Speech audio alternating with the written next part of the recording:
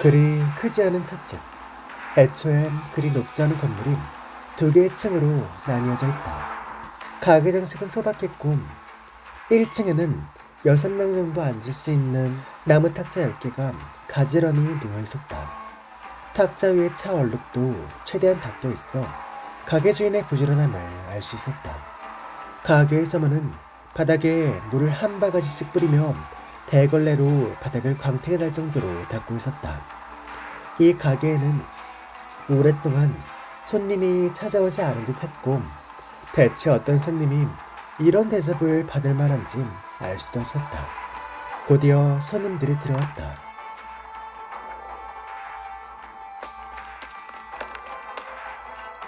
하나, 둘, 두 분께선 안으로 들어오시죠.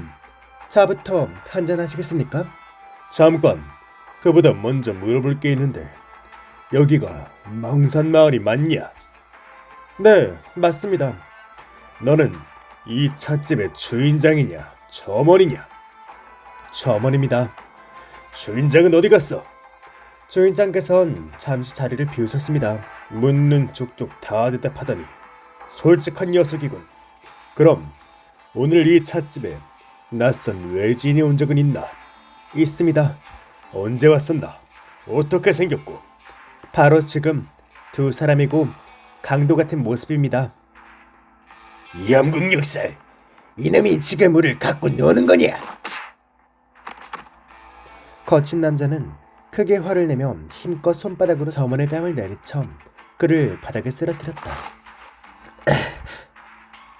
하지만 점원은 화도 내지 않고 마치 아무 일도 없었던 것처럼 천천히 일어나 다시 두 사람 앞에 섰다. 참 특이하신 분들이군요. 차도 마시지 않고 술도 마시지 않으시겠다면 제가 대접해드릴 수 있는 게 딱히 없습니다만. 둘째야, 어린 친구를 괴롭히지 말거라. 주방에 가서 다른 사람 있는지 살펴보고 가는 김에 뒷문도 모두 닫아라. 서두를 거 없다. 물론 차도 마셔야지. 다만 기다리는 손님이 있으니 그녀가 오면 그때 마실 거다.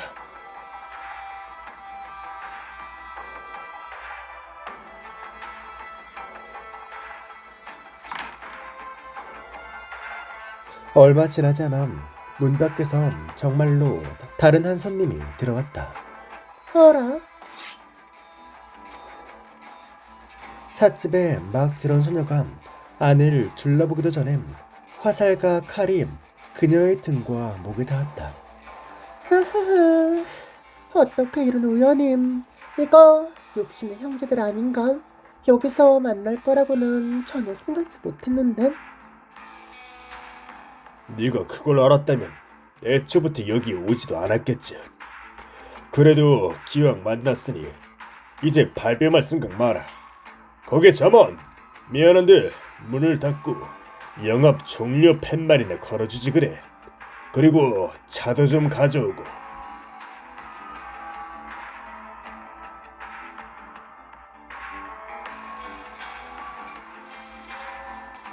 여기 차 내왔습니다. 천천히들 드시지요. 중간물이면서 명성의 차장 풍광잔들에게 차를 대접받다니 이거 몸둘 바를 모르겠네. 안타깝게도 지금은 둘뿐이다. 며칠 전 네가 그 비급으로 우리 삼형제에게 누명을 씌운 덕분에 3대 방파의 옥문 수비군까지 무려 100명한테 쫓기고 있거든. 우리 둘만 간신히 살아서 도망쳤고 셋째는 결국 백주 밖에서 죽임을 당했다. 그래서 우리 둘이 너에게 차 한 잔 대접하려고. 그 사람은 무사히 살아남았다니 정말 축하할 일이네. 그렇다면 술 좀 차려줄게. 그리고 서로 기분 좋게 헤어지는 게 어때? 이게 아직도 그딴 소리를. 쓸데없는 소리는 집어치우고 그 비급 아직도 네가 갖고 있나? 아무래도 두 사람은 거래 소식을 알고 이 찻집에서 기다리고 있었던 것 같네. 찻집에서 소식 듣고 왔어요. 아, 그렇다. 그렇다면 원래 오기로 했던 포 선생은 그 사람도 죽일 건가? 네가 알 필요는 없다. 아무래도 두 사람은 어떻게든 이 비급을 가져가기로 마음먹은 거네. 그렇지? 너 때문에 누명을 쓴 이상 오늘 그 비겁을 가져가지 못한다면 우리의 누명과 셋째의 죽음은 헛되이 되겠지. 그렇다면 오히려 내가 묻고 싶는 두 사람은 내가 가진 비급의 내력을 정말 알고 있는 걸까? 물론 소문에 따르면 무공이 입신의 경지에 다다른 옥문의 종사가 은퇴하기 전에 병색의 무학을 책 한 권에 담았다고 하지. 그리고 얼마 전 그 책이 민간으로 흘러들어갔지만 그걸 본 사람은 극히 드물고 우리 형제도 이미 여러 방면으로 수소문해 봤다. 그리고 그중 가장 믿을 만한 소식은 그 책이 네게 있다는 거였고. 지금 두 사람은 이 비급을 원하는 이유는 당연히 절세 무국을 익혀 쩌러지일의 자리를 차지하기 위해서겠지. 하지만 무공을 열심히 익힌다 한들 뭐가 달라질까? 물음에서 마음대로 건세를 휘둘 수 있나? 아니면 죽은 형제의 몫이라도 할 수 있을까? 게다가 쩌러지일을 달고자 한다면 일사에 먼저 피바름이 불 텐데. 내 인내심은 그리 많지 않다. 어서 비급이나 내놔라. 남자는 칼을 만지작거리며 말했다. 소녀는 마지못해 고개를 저으며 한숨을 쉬었다. 그리고 조용히 행랑 속에서 작은 소포를 꺼냈다. 네모 반듯한 것이 꼭 책에 들어있는 것 같았다. 뭐 어쩔 수 없는. 어찌하냐든 무용지물이고 어차피 팔려고 했으니까 누구에게 팔아도 상관없겠지. 그렇다면 두 사람은 값을 얼마나 치를 생각이야? 참고로 전에 구매하려 했던 차는 꽤 괜찮은 가격을 불렀거든. 소녀는 말하며 손가락으로 치를 그려보았다. 그보단 더 나은 가격을 제시하지. 바로 네 목숨이다. 그건 상대도 어긋나지. 글쎄, 나는 충분히 공정한 가격으로 보이는데 내가 들은 소식이 틀림없다면 종사는 이 비급을 옥문의 수비대장에게 남겼어. 네가 어떻게 손에 넣었는지는 모르겠지만 보나마나 떳떳한 수단은 아닐 테지. 우린 뺏는 쪽이고 넌 훔치는 쪽이잖아. 각자 가는 길이 다른데 상도덕이고 뭐고 어디 있겠나. 정말 재미없는 사람들이면 그래 좋아. 오늘은 재수가 없는 센티즘. 그럼 이제 원하는 물건을 손에 넣었으니 이만 가버려 될까? 그럴 순 없어. 내가 못 배운 놈이긴 하지만 그래도 귀한 것일수록 화를 부른다는 도리는 잘 알고 있어. 네가 비급이 우리한테 넘어갔다는 소식을 퍼뜨린다면 우리나마 비급의 무국을 배우고던 손에 저 세상에 가겠지. 만약 두 사람이 좀 더 부지런하고 머리가 좋다면 가능하지 않을까? 남은 말은 다음 생에서나 해. 만약 다음 생이 있다면 불을 갖고 놀면 자신에게 불이 붙게 된다는 도리를 꼭 명심하고.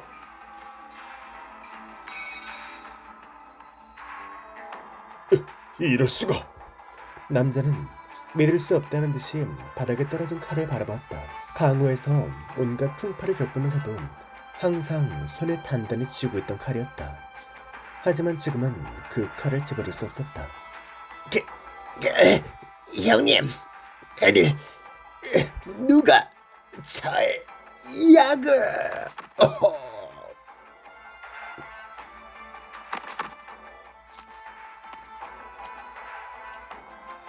제가 탔습니다.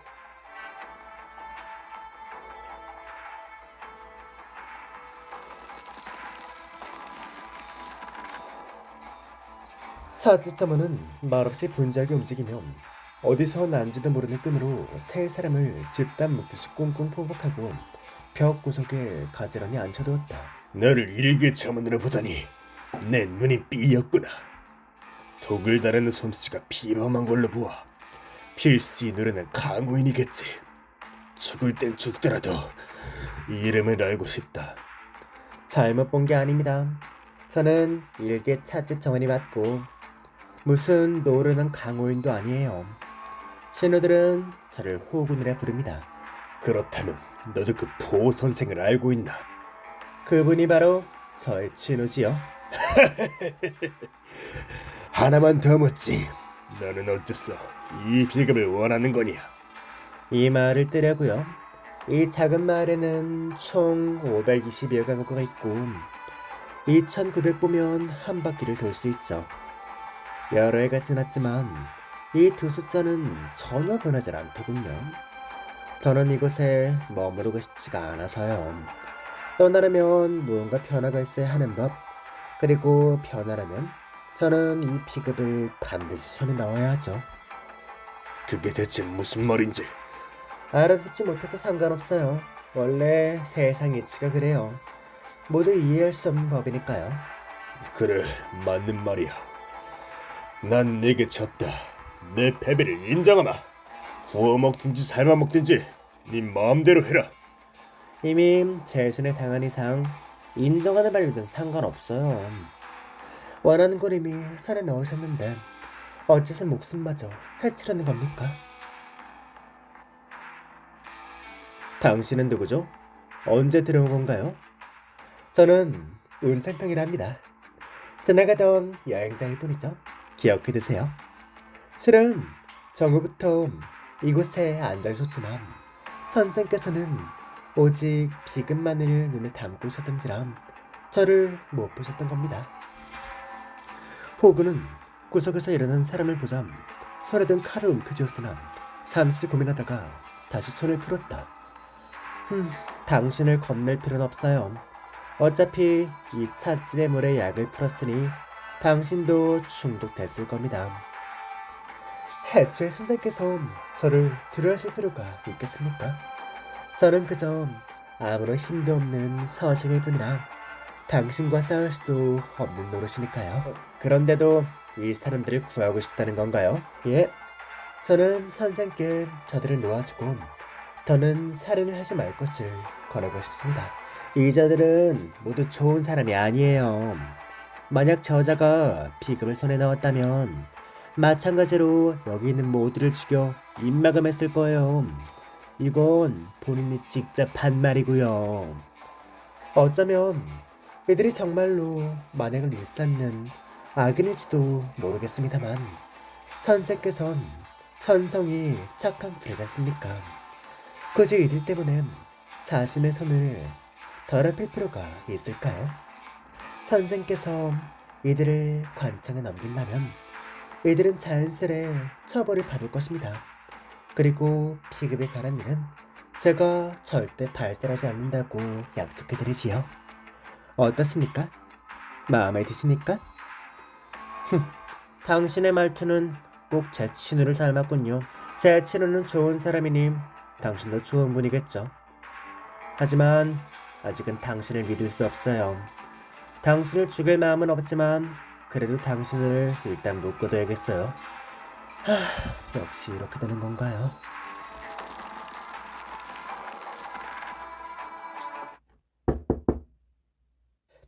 선생께서 성가신들을 피하라 하셨겠지만 결국 성가신들이 선생님을 찾아오게 될 겁니다. 그 입 다물어요. 안 그러면 냈다 죽일 겁니다. 끄덕.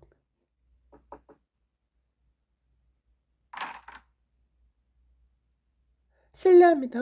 아직 영업 중인가요?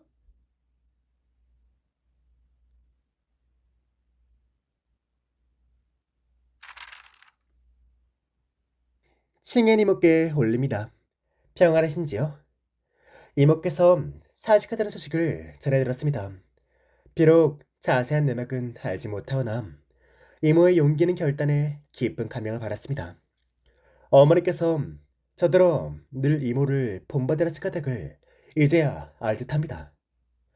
이렇게 서신을 올리는 것은 다름이 아니라 괜히 부탁드릴 일이 있어서입니다. 저에게는 운정평이라는 친구가 있습니다. 이번에 저와 함께 백주로 왔고 본디라면 저와 함께 사세대에 전입신고를 해야 했으나 사흘 전 자취를 감추었습니다. 늘 신중하고 조심성 많은 친구인지라 아무런 말도 남기지 않고 떠난 일이 심상치 않게 여겼습니다. 아마도 예기치 못한 무슨 일이 있었으리라 생각합니다. 제가 알아낸 바에 의하면 그 친구는 댁들을 떠난 뒤 북쪽 망산 방면으로 향을 탑니다. 이는 이모께서 천사부로 돌아가시는 길과도 겹치는 듯하여 혹여 이모께서 그 행방을 찾아주실 수 있을까 하여 감히 부탁을 드립니다. 본래는 제가 직접 나설했으나 사시대의 업무가 막중할 뿐 아니라 아버지의 병양에도 병고가 생겨 몸을 뺄 수 없는 형편이오니 부득이 이모께 의지할 수밖에 없음을 널리 헤아려 주시기 바랍니다. 친구의 사진을 이 서신에 동봉하였으니 이모께서 무언가 발견하거나 알게 된다면 부디 소식을 제게 전해주시기를 간청드립니다. 절악 삼가올림. 이모의 건승과 평안 그리고 즐거운 휴가를 기원합니다. 최신 다음 집안 연회에는 꼭 참석해 주시기를 청합니다. 아버지와 어머니께서도 이모의 사직에 관한 말씀을 듣고 싶어 하십니다.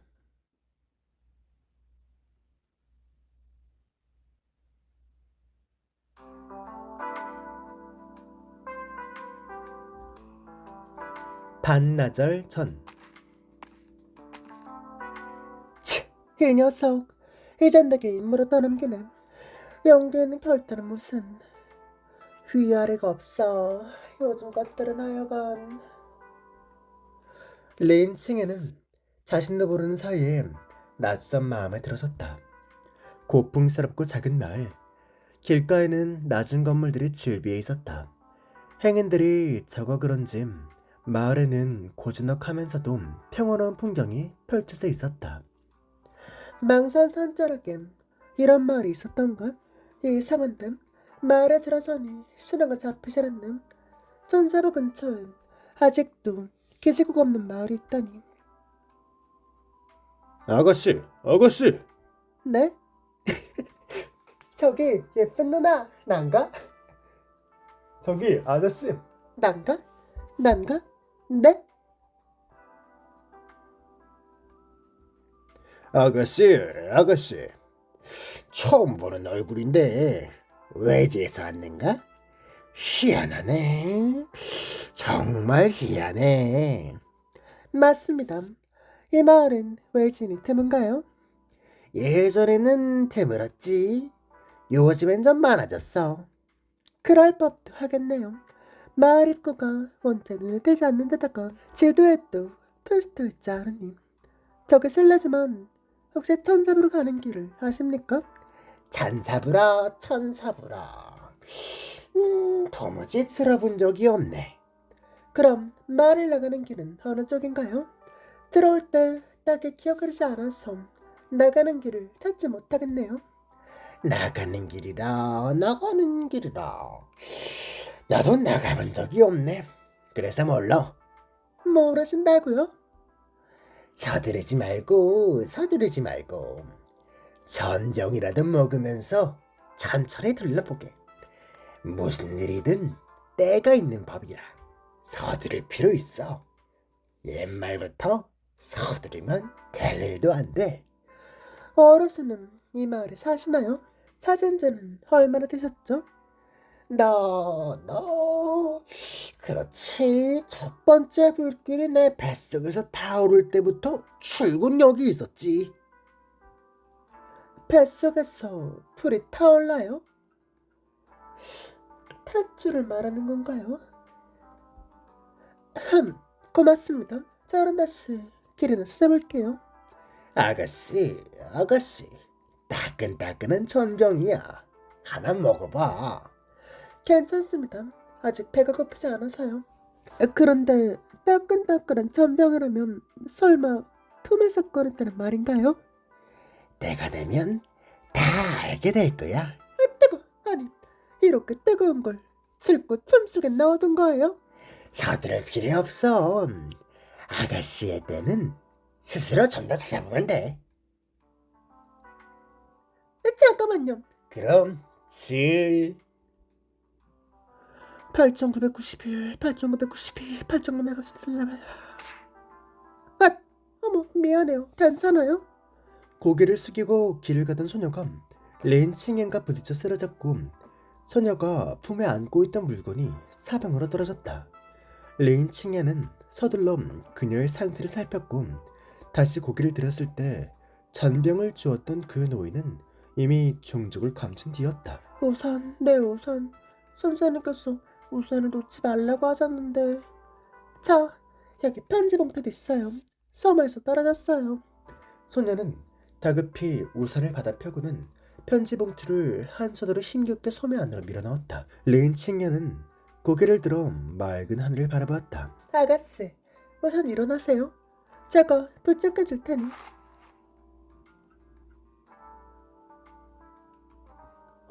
이 아가씨 엄청 가볍네. 제가 방금 몇 가지 셌었죠? 8993? 8994, 8995. 아가씨, 괜찮아요? 집까지 데려다 드릴까요? 집이요? 안 돼요. 전 돌아갈 수 없어요. 그와 두부 가게에서 만나기로 약속했는데, 이런 비밀로 하라고 했는데, 중요한 일이니 죽어도 말하지 말라고 했는데, 혹시 제가 그를 만나러 두부 가게로 가야 한다는 비밀을 들으셨나요? 그건 당신의 사적인 일이니 못 들은 걸로 할게요. 다행이네요. 저는 죽고 있지 않거든요. 근데 제가 어디까지 했었죠? 8996? 대체 뭘 세고 있는 건가요? 그를 만나러 갈 시간이요. 제가 9층까지 세면 또 말해버렸다. 이러다 정말 죽게 생겼네. 잉잉잉. 제가 잘못 알고 있는 게 아니라면 영국말에서 죽어도 안 된다는 건 보통 과장된 표현에 불과해요. 설마 아가씨 정말로 자신의 목숨이 위협받는다고 느끼는 건 8997, 8998, 8999, 9000! 시간이 됐어요. 이제 전 만나러 갈 거예요. 이 마을 사람들 뭔가 이상한데? 이 편지는 방금 소녀의 편지 봉투에서 떨어진 건가? 기밀 문서, 다 이렇게 발설 금지? 아가씨, 잠깐만요.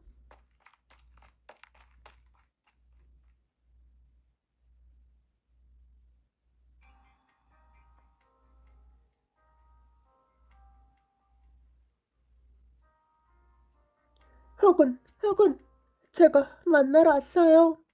쉿, 조용히 해. 이쪽으로. 혹은 어째서 구청까지 산 후에 찾아오라고 한 건가요? 숫자를 사느라 빗줄이 터질 뻔했다고요. 그야 내가 그런 방식으로밖에 시간을 셀 수 없으니까 그랬지. 나도 다른 방법이 없었어.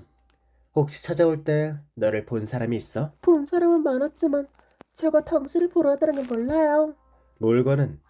선생님의 서랍 두 번째 칸 위에 기밀문서 다르게 발설금이라고 쓰여 있었죠. 됐으니까 얼른 줘봐.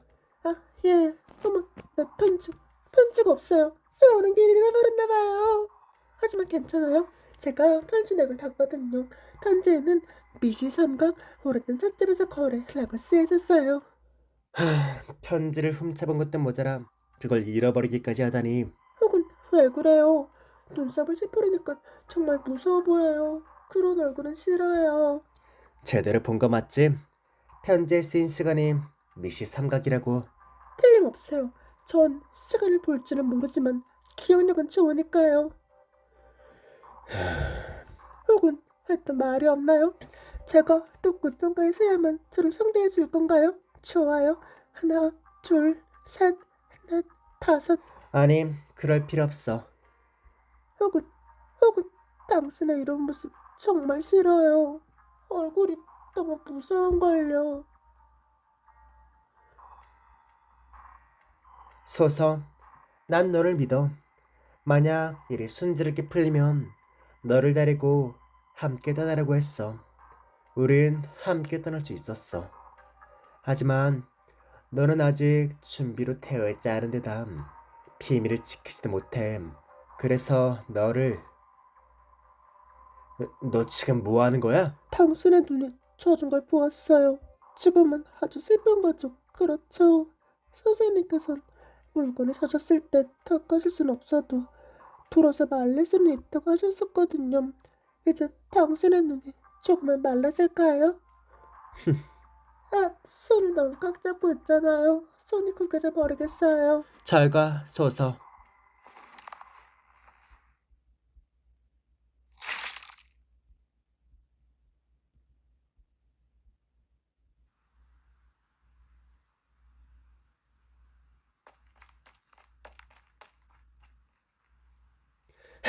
분명 일정으로 갔는데 어떻게 이렇게 빨리 사라진 거지? 대부 가게에서 만날 사람이 있다고 했으니까 아마 이쯤이면 보인다. 작은 골목 사이에 두고 린칭의 눈에 소녀가 썼던 우산이 들어왔다. 소녀가 떨어뜨린 편지를 들려주기 위해 린칭야는 빠른 걸음으로 다가갔다. 그러나 바닥엔 우산만 덩그러니 놓여 있었고 소녀는 어디에도 보이지 않았다.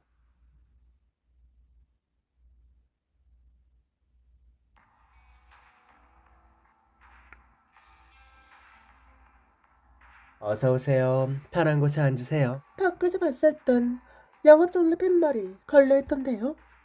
차를 마시는 손님이 계시는 한 영업이 끝났다고 할 순 없지요. 우선 차 한 잔 드릴까요? 부탁드려요.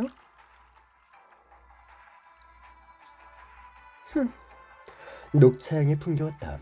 하지만 린칭에는 손을 뻗다가 동작을 멈췄다. 당신은 이 찻집의 점원인가요? 그럼 혹시 몇 가지 좀 물어봐도 될까요? 여쭤보신다면 성심성의껏 대답하겠습니다. 이 찻집은 마을에서 가장 번화한 곳에 있는데 왜 이렇게 이른 시간에 영업 종료 팻말이 걸려있는 거죠? 상황에 따라 다르긴 하지만 차를 마시고 싶어 하시는 분이 항상 계시는 건 아니니까요. 그렇다면 이곳에 오는 손님이라고 꼭 차를 마시는 건 아닌가 봐요. 종종 비를 피하거나 잠깐 쉬려고 들어오는 분들도 계십니다. 차를 마시든 안 마시든 상관은 없습니다만 차를 마시지도 않으면서 소란을 피우는 건 절대 안 되지요. 그렇긴 한데 도리어 궁금해지네요. 혹시 오늘 영업 중에도 소원을 피운 손님이 있었나요? 오늘 오신 손님들은 모두 차를 마시고 떠났습니다. 그럼 마지막으로 하나 더. 사실 아까부터 신경 쓰였는데 당신의 밥삽에 방금 묻은 것 같은 물감이 있거든요. 당신은 찻집의 점원했지. 화방의 선생도 아닌 듯 어떻게 옷에 물감이 묻을 수 있나요? 게다가 그 물감의 색은 아까 한 우산에서 봤던 물감의 색과 일치합니다. 굉장히 초조해 보이네요. 어째서죠? 지금쯤이면 미시 삼각의 거래는 이미 끝났겠죠? 호그는 아무런 망설임도 없이 눈앞의 탁자를 뒤집었다. 뒤집힌 탁자는 린칭엔의 시야를 가렸고 호그는 그 틈을 타 2층으로 도망쳤다. 거기서! 사람 살려!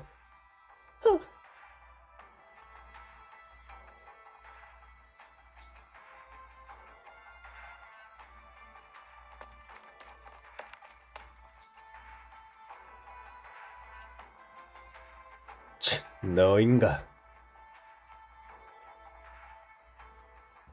비겁을 들고 있군. 역시 나를 속인 거니. 비겁을 넘겨. 이건 네가 감당할 수 없는 물건이다.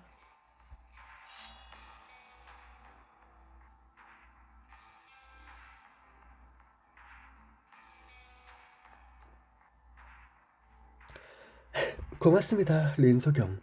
설마 여기서 당신을 만날 줄은 몰랐네요. 저를 어떻게... 잠깐, 혹시 당신이 운정표인가요? 당신의 조남은 자궁제를 통해 익히 들었습니다. 철학은 당신이 실종됐다고 하던데요. 실종이요? 잠깐, 자궁자께서 제가 낸 편지를 못 보신다는 겁니까? 이런, 아무래도 제 생각이 짧았던 모양이군요. 그 이야기는 나중에 하고 지금 어떻게 된 일이죠? 이 세 분은 아무래도 보물을 두고 다툼이 있었던 것 같아요. 그 후엔 세 명이나요? 린칭은이 옆을 바라봤을 땐 꽁꽁 묶여있는 강도 2명과 끊어진 밧줄밖에 없었다. 이거 참 괴이하군요. 짠짠.